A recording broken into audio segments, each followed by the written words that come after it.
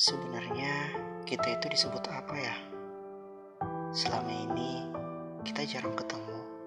Bahkan bisa dibilang tidak pernah bertemu akhir-akhir ini.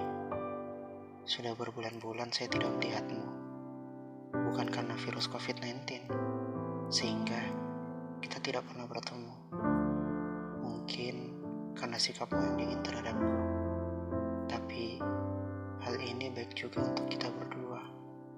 Bisa terhindar dari fitnah dan berbagai hal lainnya.